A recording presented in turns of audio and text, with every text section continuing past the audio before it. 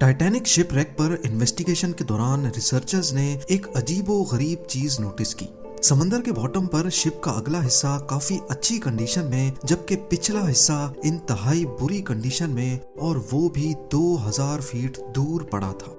बेशक 100 सालों तक समंदर के बॉटम में पड़े रहने पर लोहा और स्टील गल सड़ जाता है, लेकिन अगर ये दोनों एक ही शिप का हिस्सा थे और एक ही वक्त में अस्सलाम वालेकुम दोस्तों, कैसे हैं आप लोग? मुझे आप लोग अच्छे हो गए, अच्छे हैं। ये मेरी नेक्स्ट वीडियो है। आज हम जिस वीडियो पे रिएक्शन करेंगे वो है डैम टीवी की वीडियो। तो ये बहुत ही अच्छा चैनल है, बहुत ही अच्छी वीडियो बनाता है। तो इस चैनल का नाम है डैम टीवी। तो इसकी जो हाल ही में वीडियो दी है टाइटैनिक, ठीक है, कैसे डूबा, तो उसको वीडियो भी देखेंगे। वीडियो के ऊपर देखेंगे वीडियो किस तरह बनी है, अच्छी बनी, बुरी बनी, सब कुछ। लेकिन मैं देखी नहीं है, आपके साथ देखेंगे। तो देखते हैं वीडियो का पसंद आए वीडियो शेयर करें, ठीक है। इन्वेस्टिगेशन रिपोर्ट में बताया गया कि टाइटैनिक के राइट साइड पे आइसबर्ग ने 300 फुट बड़ा सुराख छोड़ दिया था, यानी टाइटैनिक की पूरी साइड का 1/3 हिस्सा फट गया। पर दूसरी तरफ आई विटनेस का कहना था कि शिप को डूबने में करीब 2.5 घंटे लगे थे। इन्वेस्टिगेटर्स का मानना है कि अगर आइसबर्ग ने वाकई टाइटैनिक पर 300 फुट बड़ा सुराख छोड़ा था तो इसको 2.5 घंटे में नहीं बल्कि चंद मिनटों में ही डूब जाना था। पर सच्चाई क्या थी ये उस वक्त किसी को भी मालूम ना पड़ सका। सच्चाई जानने के लिए जरूरी था कि टाइटैनिक शिप को ढूंढा जाए। कई सालों तक टाइटैनिक की तलाश जारी रही और हर गुजरते साल ये मिस्ट्री और ज्यादा संगीन होती गई। आखिरकार 73 इयर्स के बाद जब टाइटैनिक का मलबा मिला तो ये मैरीन इंडस्ट्री के लिए एक बहुत बड़ा ब्रेक थ्रू था। वो सारे सवालात जो टाइटैनिक अपने पीछे छोड़कर गई थी, उनके जवाबात ढूंढने का वक्त आ चुका था। अटलांटिक ओशन की 4000 मीटर गहराई में पिछली कई दहाइयों से टाइटैनिक का मलबा काले अंधेरे में मौजूद था। कई एक्सपीडिशंस अरेंज किए गए जिन्होंने शिपरेक की लातादाद फोटोज कैप्चर की। ओशियानिक एक्सप्लोरर पीएच नार्शले ने 30 से ज्यादा मर्तबा टाइटैनिक के मलबे का दौरा किया है, लेकिन उन्होंने 300 फुट बड़ा सुराख एक बार भी नहीं देखा। अलबत्ता टाइटैनिक की इस प्रोफाइल फोटो में 30 फुट का ये एरिया जाहिर करता है कि यहाँ पर कोई चीज आकर लगी थी।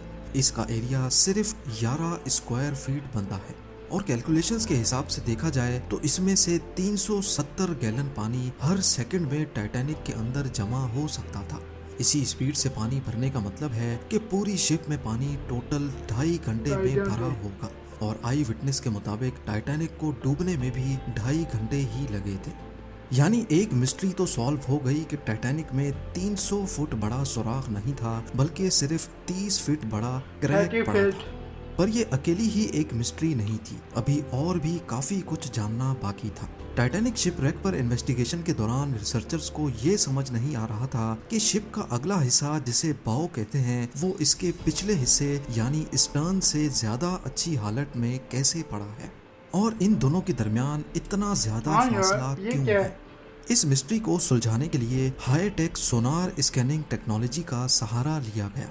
आरओवीज ने टाइटैनिक शिपरेक साइट की लाखों फोटोज कैप्चर की और फिर उनको कंप्यूटर ग्राफिक्स की मदद से एक 3D मॉडल में कन्वर्ट किया। इस मॉडल में वो तमाम डिटेल्स भी थीं जिनको नॉर्मली इस गहराई में कोई आम कैमरा या इंसानी आंख नहीं देख सकती। मॉडल में देखा जा सकता है कि 392 फीट लंबे स्टर्न के तमाम डेक्स एक दूसरे के अंदर ऐसे घुसे हुए हैं जैसे ये स्टील की नहीं बल्कि कागज की शिप हो। मुख्तलिफ पार्ट्स शिप से अलग होकर आसपास बिखरे हुए हैं। सिर्फ इसमें लगे 2 किसी घर की साइज जितने बड़े इंजन हैं जो इसके साथ जुड़े हुए हैं। इसी मॉडल में एक और अहम इशारा भी छुपा है, वो इशारा जो स्टर्न की इस हालत के बारे में बता रहा है।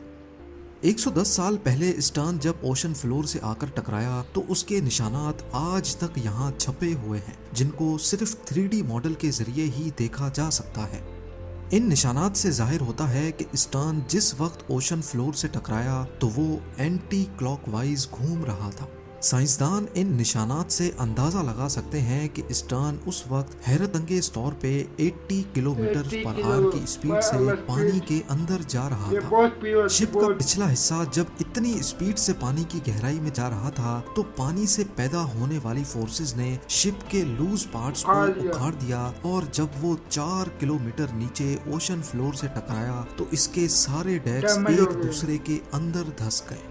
दूसरी तरफ जैसा कि आप देख सकते हैं कि बाउ सेक्शन फ्रंट सेक्शन का डिजाइन वो हाइड्रोडायनेमिक पानी को है, यानी खींचता ये है। पानी को आसानी से काट सकता है। ठीक उसी तरह जैसे शिप पानी पे फ्लोट करते वक्त पानी को काट कर अपना रास्ता बनाती है।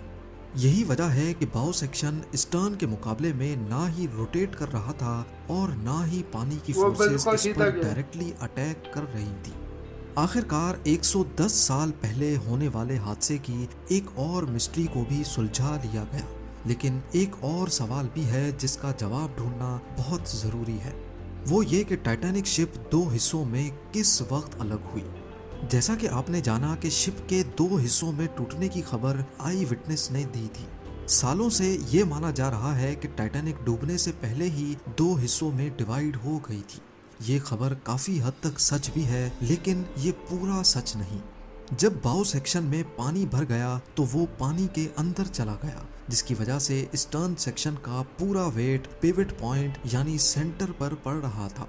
ये सेंटर पॉइंट इतना ज्यादा वजन बर्दाश्त ना कर सका और टूटकर दो हिस्सों में डिवाइड हो गया। पर सोनार स्कैनिंग से बनाया गया 3D मॉडल कुछ अलग कहानी ही बता रहा है। जी हाँ, देखा जाए तो टाइटैनिक के अंदर मौजूद साजो सामान दूर दूर तक ओशन फ्लोर पे बिखरा हुआ है। इसमें coffee cups, dinner plates, chandeliers, deck benches बहुत और सामान लोगों है। का पर्सनल सामान भी है।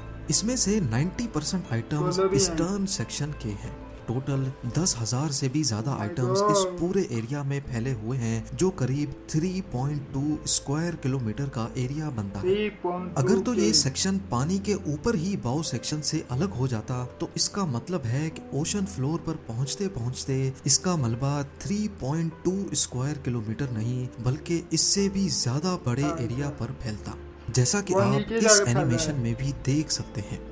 लिहाजा एक्सपर्ट्स का मानना है कि ये सेक्शन टूट तो पानी के ऊपर ही गया था, लेकिन ये बाउ सेक्शन से अलग ओशन फ्लोर के करीब आकर हुआ है और फिर रोटेट होता होता अपनी डायरेक्शन बदल गया और 2000 फीट दूर जा गिरा। दूर।